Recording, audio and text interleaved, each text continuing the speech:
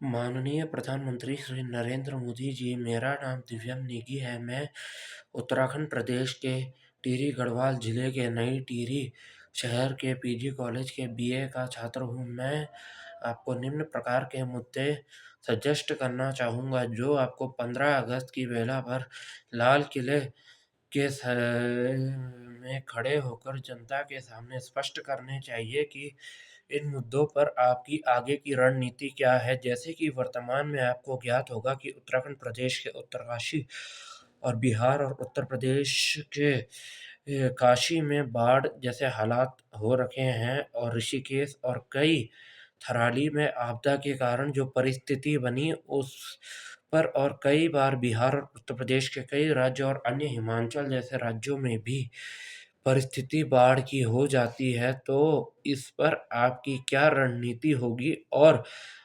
Disaster management अधिनियम 2005 के तहत किस प्रकार के कदम आप उठाने वाले हैं, या उठाने की नीति सजेस्ट होने वाली है। सरकार आपकी डबल इंजन वाली सरकारों को ये स्पष्ट करें, और 2005 के डिज़ास्टर मैनेजमेंट एक्ट को मद मद्देनज़र रखते हुए आप क्या कदम उठाने वाले हैं आगे की, जिससे कि जान-माल की हानि को कम किया जा सके या ना के बराबर किया जा सके उत्तराखंड, उत्तर प्रदेश, बिहार और हिमाचल जैसे राज्यों में, और जम्मू कश्मीर जैसे राज्यों में।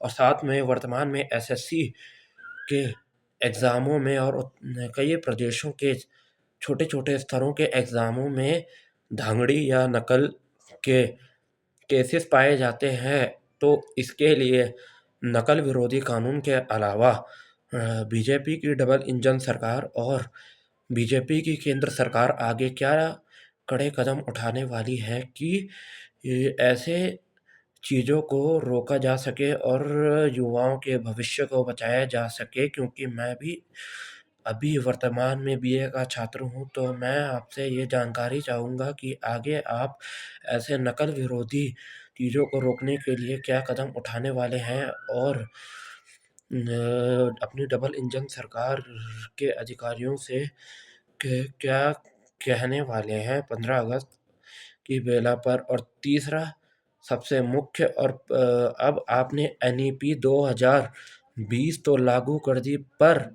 इसको प्रैक्टिकल धरातल पर उतारने के लिए आगे की क्या रणनीति है, और 2047 को मद्देनज़र रखते हुए भारत सरकार के क्या अहम बिंदु होने वाले हैं, जिन पर भारत सरकार आगे ध्यान रखेगी कि भारत इसी तरह 6.5 की जीडीपी के साथ नंबर 1 उभरती अर्थव्यवस्था बनी रहे, और अमेरिका और चीन जैसे राष्ट्र भारत को आँख दिखाने की या धोखा देने की कोशिश ना करे, और आगे भी भारत ऐसे ही सोने की चिड़िया वाली गति से चलता रहे, और भारत आंतरिक तौर पर मजबूत हो।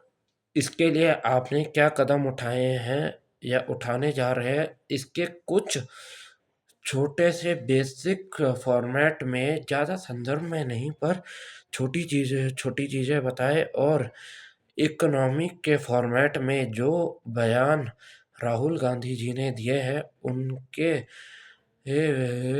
जवाब में कुछ तर्क जो ज़रूरी हैं, कृपया लाल किले में खड़े होकर जनता के सामने स्पष्ट रखें कि भारत की अर्थव्यवस्था क्यों डेड इकोनॉमी नहीं है।